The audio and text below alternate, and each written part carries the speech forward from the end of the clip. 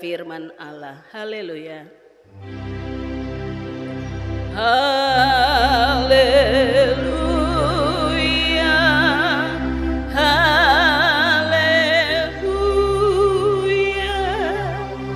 Haleluya.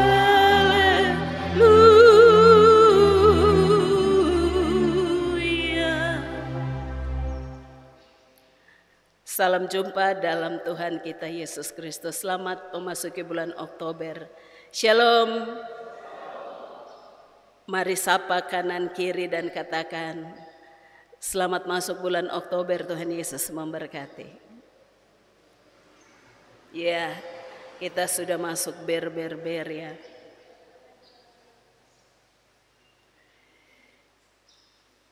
Ya, tema yang diberikan oleh GKI di Tanah Papua, pembaharuan dimulai dari keluarga.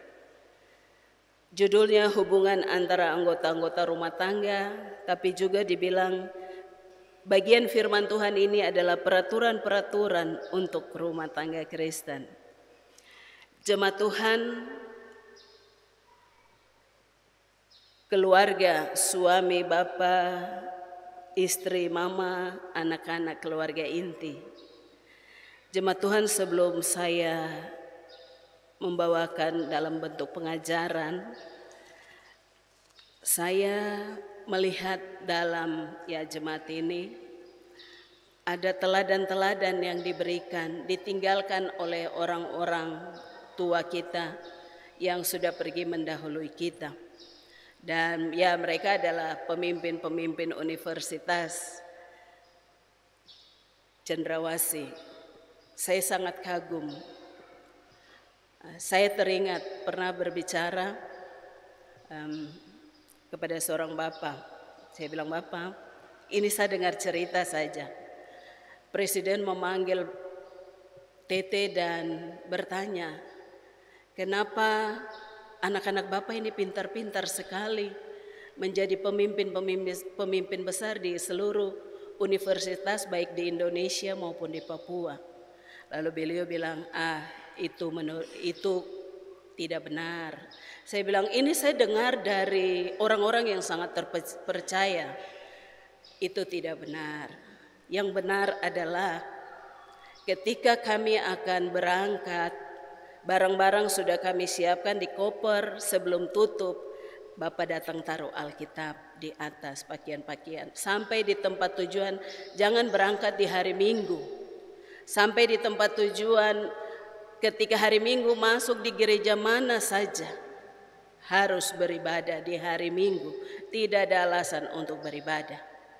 Dan yang satunya lagi, tahun 1960 sudah ada di negeri ini Padang Bulan memberi nama teladan-teladan dan mengajarkan kepada kami bahwa kejujuran dan kebenaran seperti polisi yang berdiri berjaga-jaga, itu harga diri orang Kristen. Yesus Kristus mengajarkan itu. Jemaat Tuhan, di dalam Alkitab juga ada begitu banyak contoh. Yosua, dia adalah pengganti Musa membawa bangsa Israel masuk Kanaan. Dia katakan dalam firman-Nya bahwa renungkan firman Tuhan siang dan malam supaya hidup, tubuh sehat, jiwa hidup, roh hidup.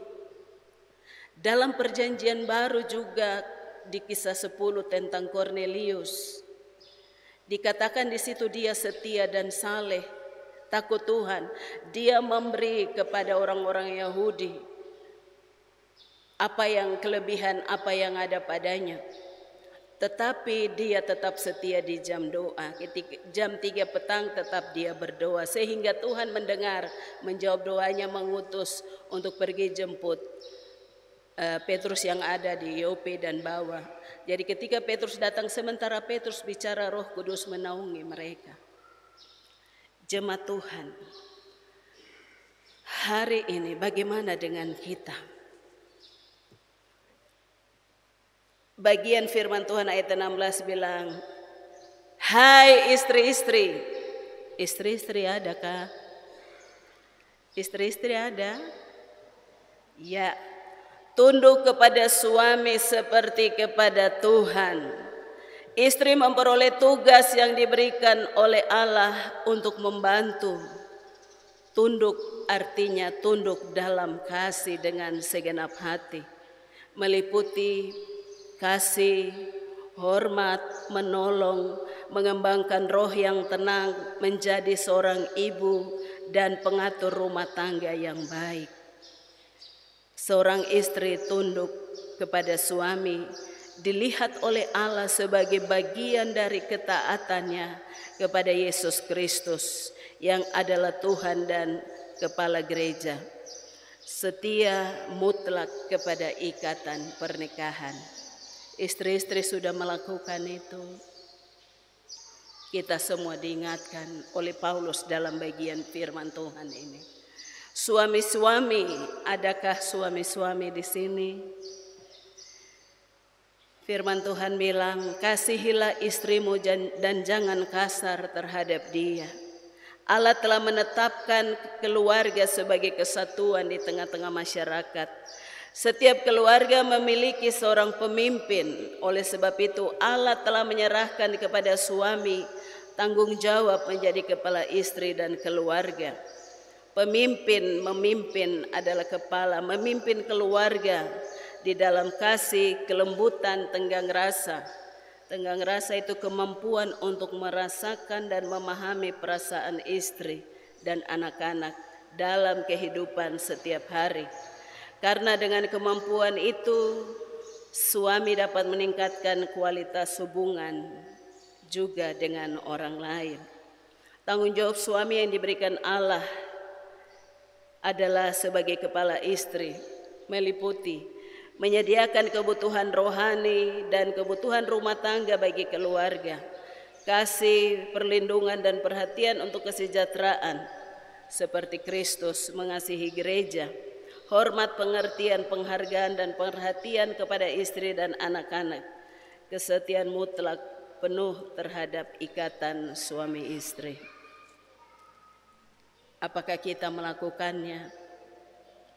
Pasti yang mungkin sudah punya anak, itu untuk yang muda-muda saja kita ini.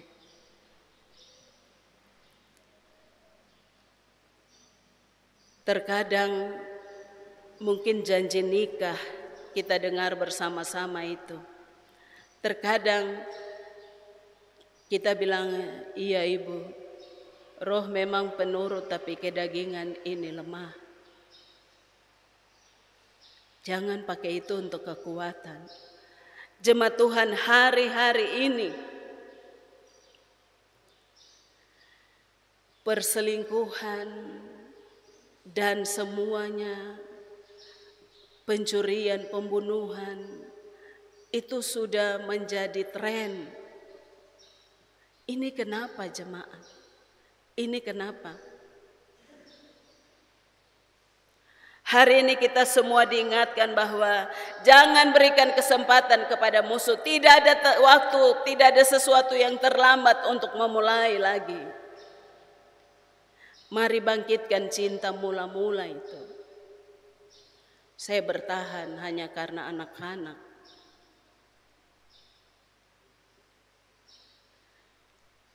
Saya juga sudah ada yang datang bilang, aduh suami begini, istri begini.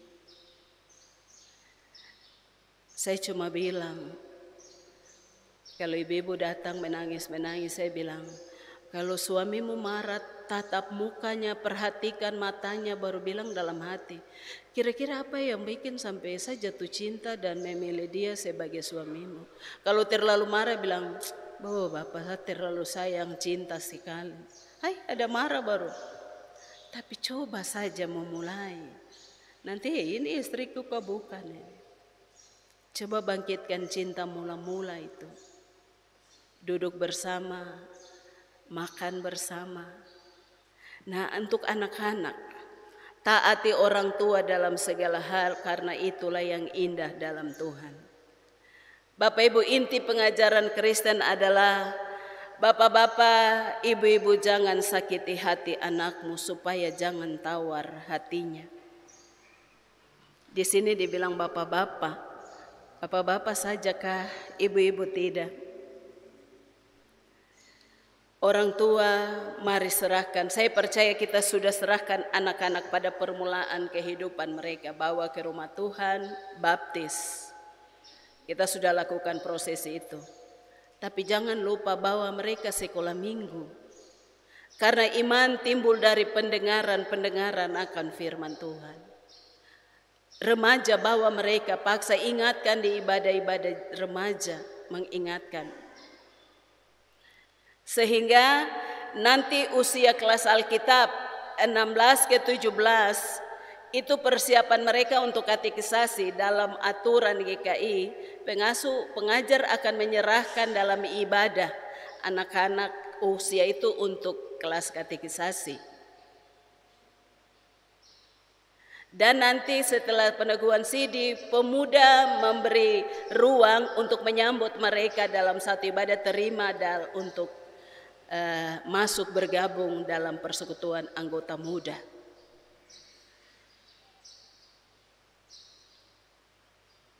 Ya, anak-anak remaja, saya beri apresiasi untuk para pengajar GKI Sion Padang Bulan, pengasuh. Sebenarnya mereka pengajar ya. Mereka cukup keras untuk anak-anak remaja. Mereka bilang, kenapa tidak sekolah minggu? Masuk gereja, nanti pengakuan iman ada berdiri mengaku. Betul, anak-anak remaja yang belum anggota Sidih Jemaat, mereka tidak akan berdiri untuk pengakuan. Saya apresiasi untuk para pengajar di bagian itu. Sehingga anak-anak saya izin, kalau saya pimpin di luar ajak mereka, mereka tidak mau. Tidak, kami sekolah minggu saja, nanti kakak pengasuh bilang, berdiri mengaku iman.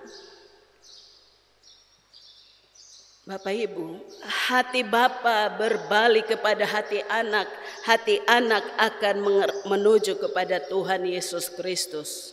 Mari bapak-bapak mama duduk bersama dengan anak-anak, cerita tadi di sekolah bagaimana situasi yang terjadi, apakah kau dibully ataukah tidak. Mari lihat itu, pelajaran sudah sampai di mana, duduk bersama dengan anak-anak. Orang tua bertanggung jawab mendidik anak-anak bahwa penderitaan akan engkau alami.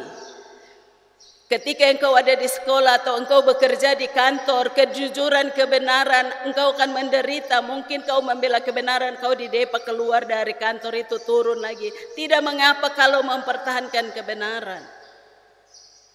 Dan yang berikut, Bapak Mama tetap angkat anak-anak di dalam doa syafaat. Karena doa syafaat itu berdoa bagi orang lain juga. Saya pun berapresiasi untuk GKI Sion Padang Bulan jam 9 itu lonceng bunyi. Bapak Mama sudah berdoa dengan anak-anak. Duduk sendiri di dalam.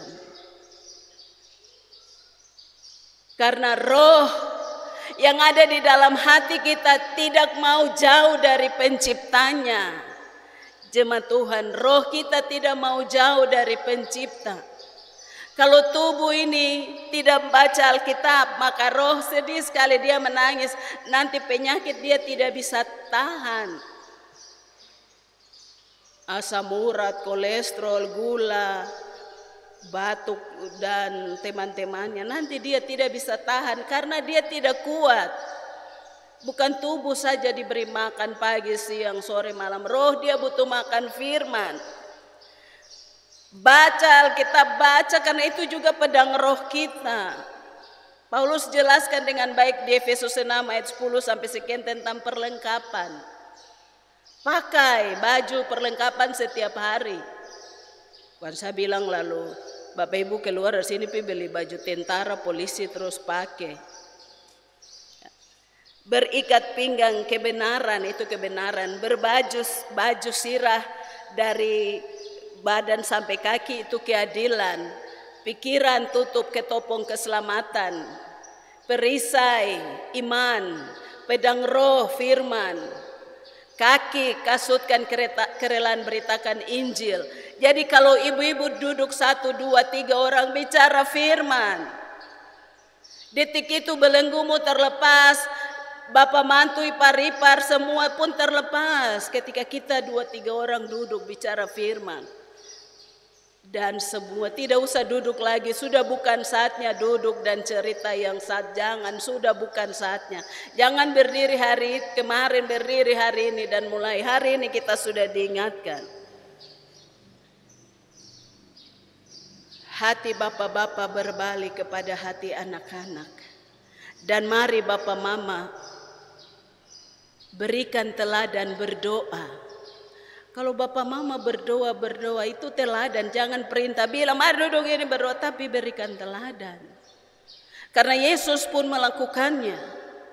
Dalam Injil-Injil diceritakan dengan baik. Ketika hari masih gelap, Yesus pergi ke tempat sunyi berdoa. Yesus tidak bilang murid-murid tepat waktu kita duduk di sini. Tidak. Yesus berikan teladan. Yesus tidak paksa murid-murid berdoa. Yesus berikan teladan sampai murid-murid bilang, Yohanes bilang Yesus dulu ajar kita berdoa kah?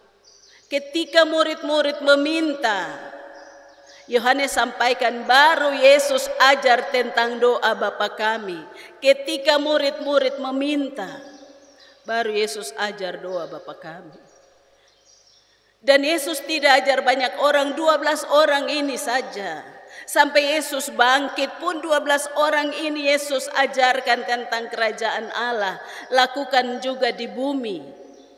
Jadi kalau terbiasa mendengarkan pujian, menyanyi di rumah, suara Nusa Bahagia bunyi dari pagi sampai sore kerja. Biarkan roh ini terus dengan pujian. Sehingga lagu itu, keluargaku adalah surgaku, bukan keluargaku adalah nerakaku. Jangan ciptakan itu, jangan. Mari kita tunjukkan bahwa surga kita bawa dalam rumah tangga kita. Jemaat Tuhan, hari ini kita semua diingatkan bahwa musuh pencuri pengganggu itu dia sudah pasang kekuatan. Dia bilang, saya tidak perlu susah-susah ganggu keluarga Kristen. Gampang saja saya masuk di gereja duduk di belakang. Yesus bilang, kenapa duduk di belakang? Ditunjuk ini yang di sebelah ini ada. Itu toh berarti dia. Juga dalam rumah tangga tidak usah sekerja baru ganggu suami istri subakalai, anak tidak lihat anak-anak dan saling menyalahkan. Terlalu mudah. Artinya saya mau bilang jemaat dan saya kita kuat. Tidak. Kita tidak kuat melawan musuh itu. Tapi ketika roh yang ada di dalam diri dipenuhkan dengan membaca Alkitab menjadi gaya hidup, setia di Bapak Ibu punya jam doa. Misalnya jam 4 pagi atau jam 3, jam 4. Setia di jam itu setiap hari. Dia tidak akan punya kesempatan untuk mengganggu. Doa Bapa kami. Belajar. Ketika sebut doa Bapa kami, perlahan Bapa kami yang di surga, saya mengkuduskan namamu. Tuhan, Engkau kebenaran, Allah yang agung, dibesarkan, ditinggikan. Kerajaan-Mu datang dalam keluarga kami dan mulai mengampuni orang yang menyakiti hari ini. Ketika saya ketemu di jalan, Roh Kudus tolong saya. Tidak bisa, pasti bisa. Saya percaya itu. Mari perang, sudah saatnya hari ini mari kita perang dengan pengganggu-pengganggu. Karena dia tidak senang untuk masuk sendiri ke dalam kerajaan maut. Dia mau keluarga-keluarga Kristen. Jangan mau jemaat Tuhan, jangan mau. Tidak ada kata terlambat untuk memulai. Dan anak-anak kalau sudah berkeluarga tetap menghormati orang tua. Apapun itu. Dan mari, apa yang Tuhan rancangkan bagi kita. Allah tidak pernah merancangkan kecelakaan tetapi masa depan yang penuh harapan. Yesus mengasihi kita sampai hari ini. Yesus mengasihimu lebih dari yang engkau tahu. Hai suami-suami, istri-istri, anak-anak, Yesus mengasihimu lebih dari yang engkau tahu, engkau pikirkan. Engkau tidak mengasihinya tapi dia mencintaimu. Dia menunggu. Sampai hari ini masih menunggu. Kapan hatimu berbalik kepadanya? Kapan hatimu berbalik kepada anak-anakmu? Kapan? Hari ini kita semua diingatkan. Hari ini kita semua diingatkan. Intinya hati Bapa berbalik kepada hati anak berbalik kepada hati Bapa. Supaya hari ini juga Roh Kudus mulai masuk tinggal di dalam hati. Pengajaran-pengajaran harus selalu disampaikan, dinasihati, dilakukan. Jangan beri kesempatan kepada pengganggu-pengganggu. Sebab pencuri datang hanya untuk mencuri, membunuh, membinasakan. Yesus datang supaya kita penuh dengan kelimpahan. Mungkin ketika saya bicara ada yang mulai bapak-bapak mulai ingat, aduh ini anak-anak ini, ibu-ibu sudah mau Natal. Bodong ingat kita orang tua kah tidak kah datang kah tidak kah. Angkat anak-anak di dalam doa syafaat. Angkat keluarga-keluarga di dalam doa syafaat.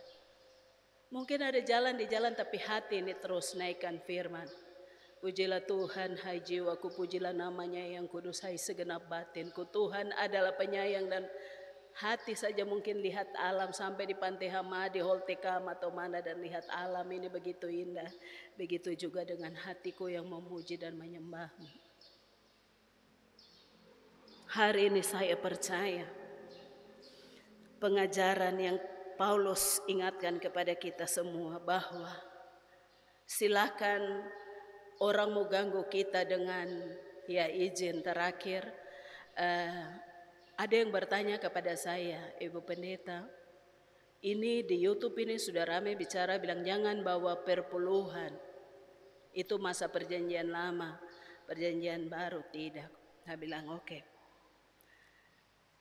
Saya mau tanya, ketika Bapak Ibu beri perpuluhan, apakah engkau berkekurangan? Izin, mungkin didikan kami dari TTT dan semua bukan perpuluhan uang saja. Ya, di kampung itu kami bawa hasil kebun pertama, bawa taruh di rumah Tuhan. Lalu perpuluhan biar cuma dapat 100.000 berarti 10.000 isi di amplop kasih. Dan kita merasakan itu. Saya bertanya apakah Bapak merasakan, Bapak Ibu merasakan limpah, merasakan. Terus kenapa terganggu dengan apa kata orang?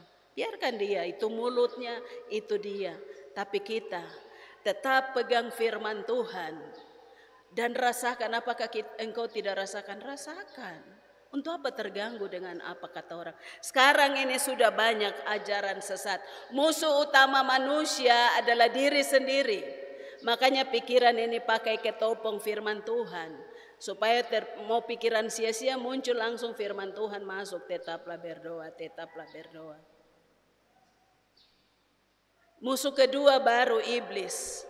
Musuh ketiga itu ajaran sesat.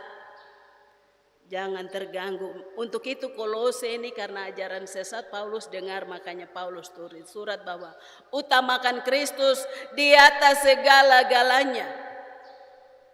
Baca Alkitab di atas segala-galanya dan rasakan cinta Kristus. Maka cinta itu akan menyebar dalam dirimu dan semua orang yang ada di sekelilingmu merasakan hadiratnya, berdiri dan jalan. Yesus begitu lembut, saya percaya Roh Kudus ada di hatimu. Kiranya Roh Kudus mengartikan firman-Nya lebih lagi untuk jemaat Tuhan. Tuhan memberkati kita dengan firman-Nya. Amin.